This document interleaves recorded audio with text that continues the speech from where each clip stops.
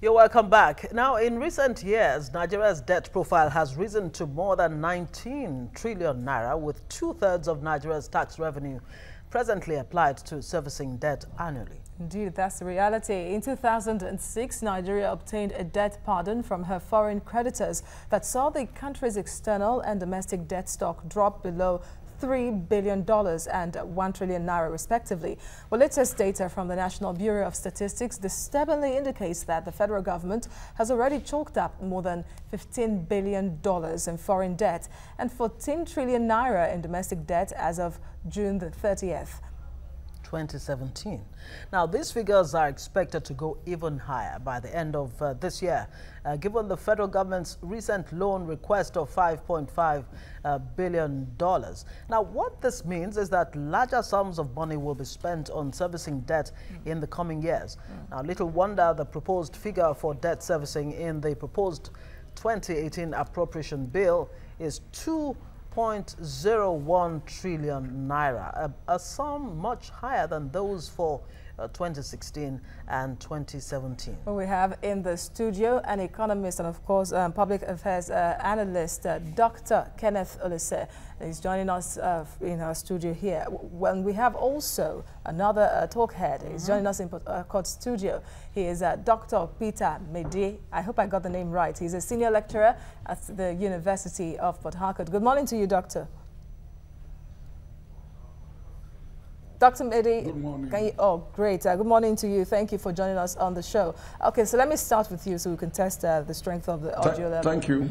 Okay, great. Are you worried, really, that the amount that has been earmarked for debt servicing in our 2018 appropriation bill is even higher than that in the 2017 budget?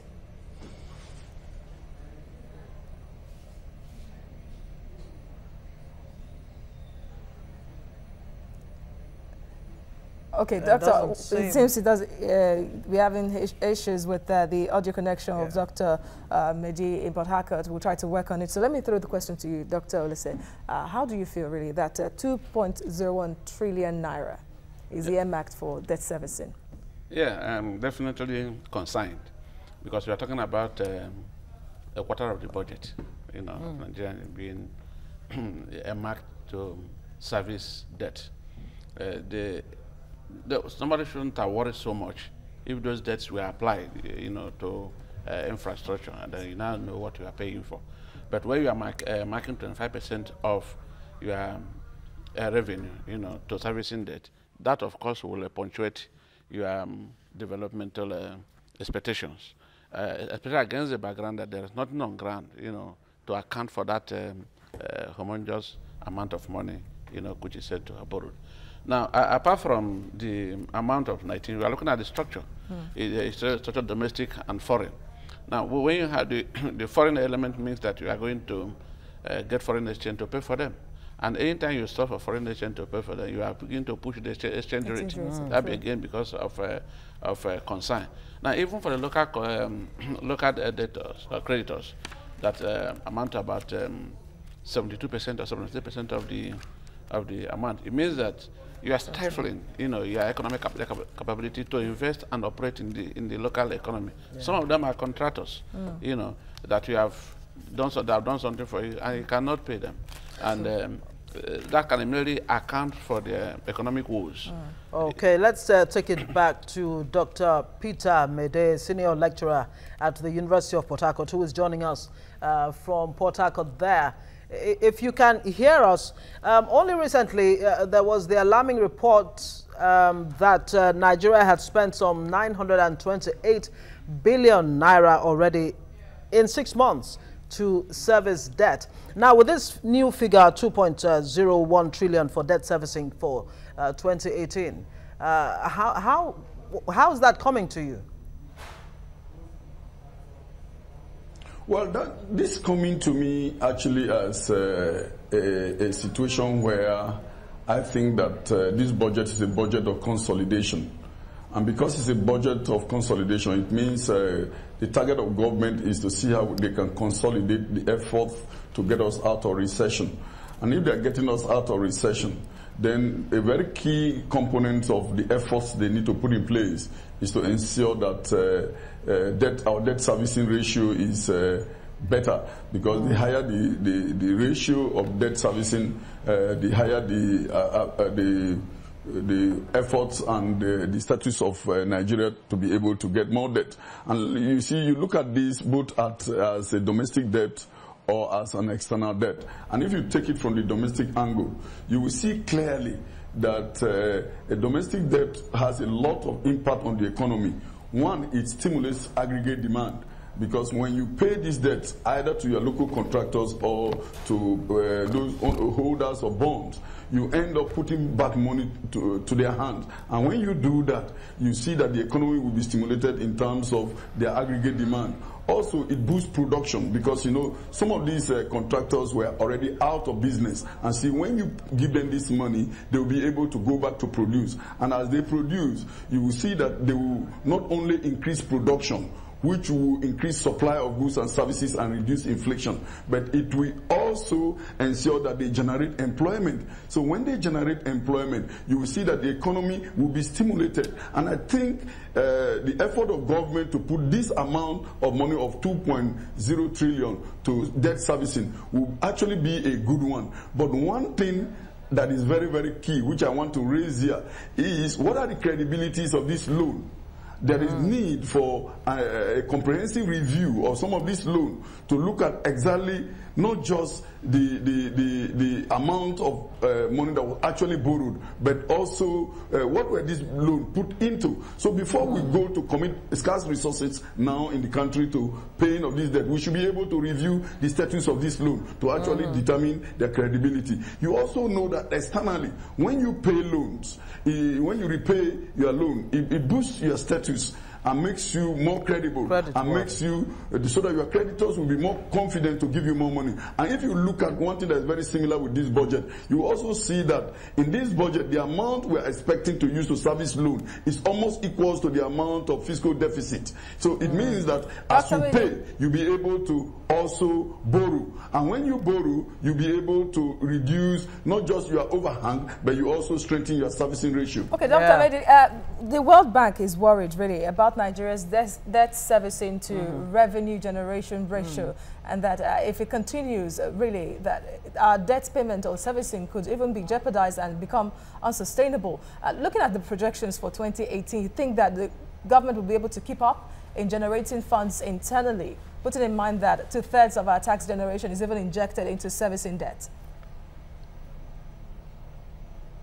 Well, what the World Bank is saying is their own view of what they think should be happening in Nigeria. But you see, the reality in Nigeria still poses a situation where we are having, though we were having difficulty in production, you know, we depend so much on oil. And over the past years, we've been having challenges in the Niger Delta in terms of boosting our production. And you see, this year we are expecting a situation where we are not depending so much in terms of what oil we produce, but the non-oil sector. And if that's the case, because we're actually serious about diversification. So if we can diversify, it means revenue of government will not only depend on oil, where World Bank is targeting, but if we will be able to boost the non-oil sector. And once we do that, you see a situation where income of government will begin to appreciate more. And once that appreciates, then what World Bank is saying may not really be the case. You know, the problem I have with World Bank and this Bretton Woods institution is that they seem to look at only what is real in their economy. They are not down to earth to look at what actually is the reality in Nigeria. And if you ask me, you will see that the reality in Nigeria today is that Nigerians are taking serious the issue of diversification more than ever. And if we can diversify, and then we're getting revenue from other sources other than just the main source where World Bank is targeting, then we will be able to appreciate and then make very great progress. Okay, let me come to Dr. Kenneth Olisa. Do you believe, like it does, that we should take some of this stance of the IMF or World Bank with a pinch of salt? No, definitely. Everybody is working on speaking on the same data, maybe from different perspective. Naturally, like we said, debt is not bad on its own, but for what you applied it. And when you are repaying these debts as and when due, now enhances your credibility. Are we credit worthy? Yes, we are credit worthy because we are doing credit analysis. Okay, so now government plans, right now, domestic debt is 79%, and it's looking at actually balancing it out, external borrowing 50%, domestic borrowing 50%. How realistic is it as a target for 2018, especially? That's around the corner. It could be realistic, but it's going to have about implications. Okay, now, what would that be then? Yeah, the foreign debt. You know, when credit is available to you, their conditionalities are tied to it. Now, the default of it will make those conditionalities to, you know, materialize. It appears that the domestic debt are kind of unsecured debt, so to say, because the locals may not be able to hold government to account, you know, much more seriously. It's difficult for you now in this our climate to take government and you win the case and you go and attach, you know, something against Minister of Defense or police. You get it. But for foreigners, remember what happened to Greece. For foreigners, these things are tied to certain conditionalities. You may not be able to get another facilities. You may begin to be ranked as economic trade consequences. Yeah, begin to affect your credit and credibility to that extent. But even if you're able to suppress, you know, the capacity of the internal creditors. Yes. Like I said, it begins to affect the economic potency. You don't have money to invest more. You don't have, it begins to affect employment. All those things that necessitate having government inside now we begin to be affected.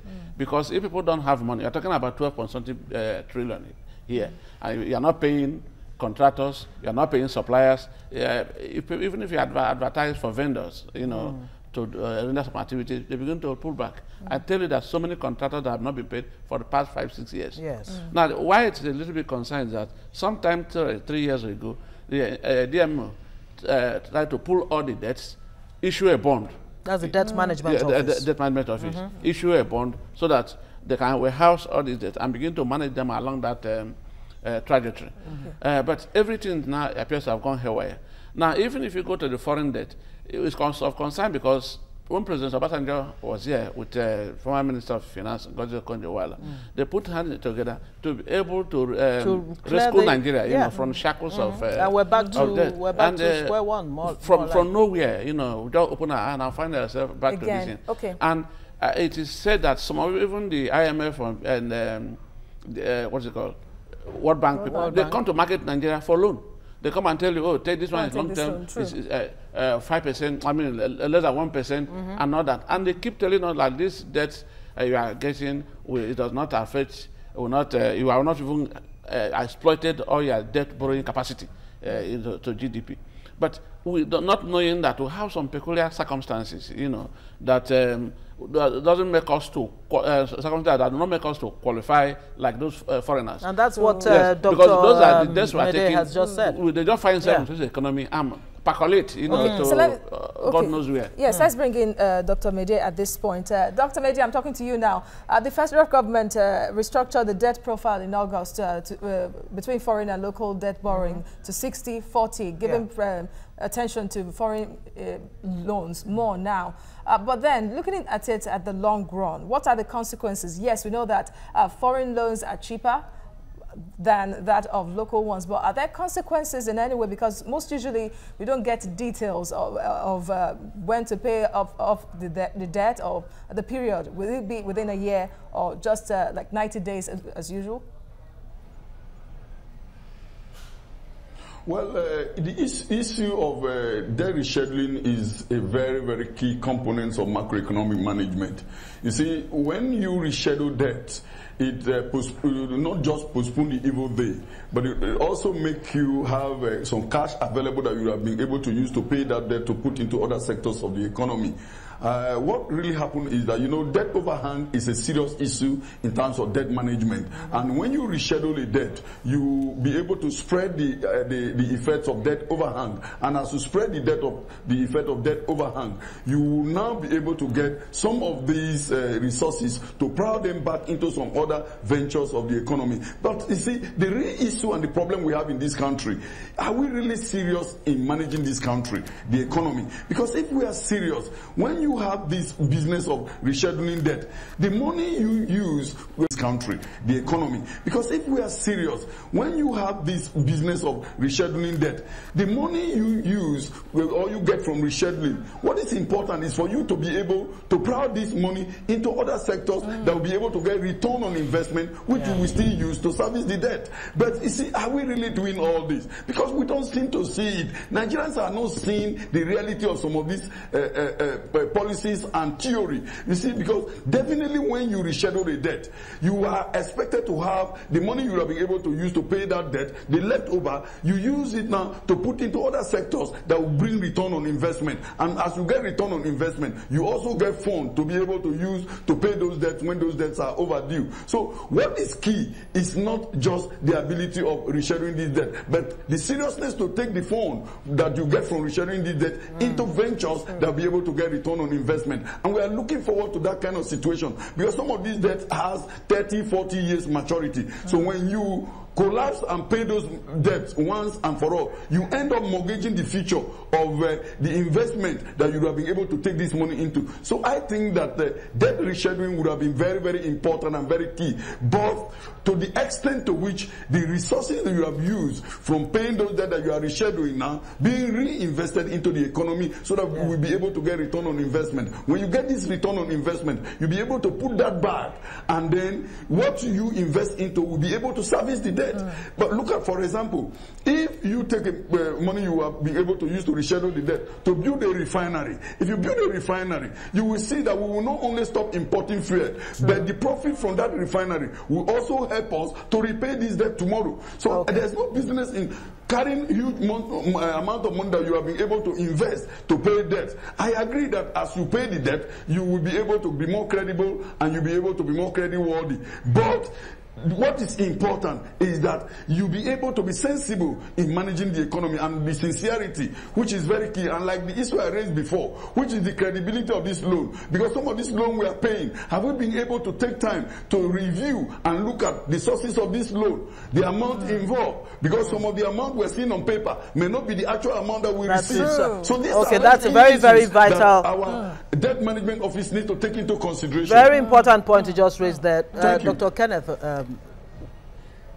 Some of the issues he's raised there, I wonder how you'd react. Though government is saying that our debt to GDP stands at still very healthy levels, 17.7, one of the lowest in Africa. So it's not going to do us any harm. It will not even affect our debt portfolio at the end of the day, especially with the $5.5 billion dollars that government still plans to borrow. Have we even recovered from structural adjustment program of the 80s? Is that why we're where we are right now? Because what he's saying is, look, there is a need for us to actually review this, debt profiles again and check out exactly where those loans have gone to. And the Bretton Woods, do they really want us to come out of this vicious cycle? They may not want you to come out of this. You have to find a way to come out of it. Going back, Marilyn, like you said, in 1986, yes, when we were talking about SAP, one of the things that was necessitated SAP, that we were spending about 30% of our revenue that time to repay debt, and Babangida regime that time cried out. That time, the Minister of Finance was Edika Kalo.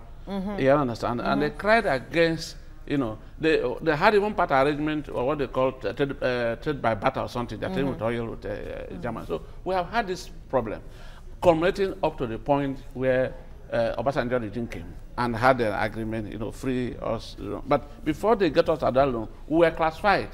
We had to have the kind of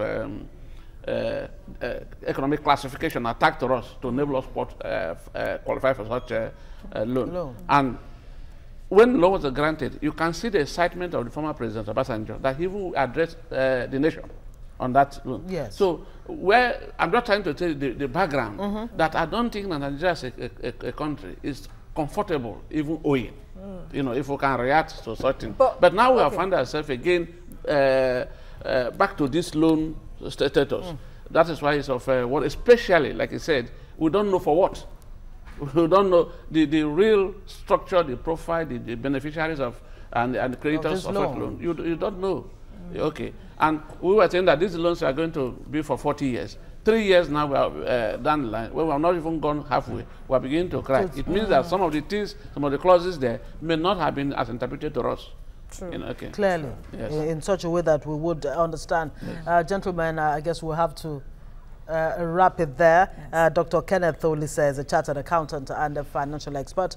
Of course, Dr. Peter Mede, senior lecturer at the University of Port Harcourt, also joined us to discuss this. Thank you so much for your time and your insight, of course. We'll take a short break and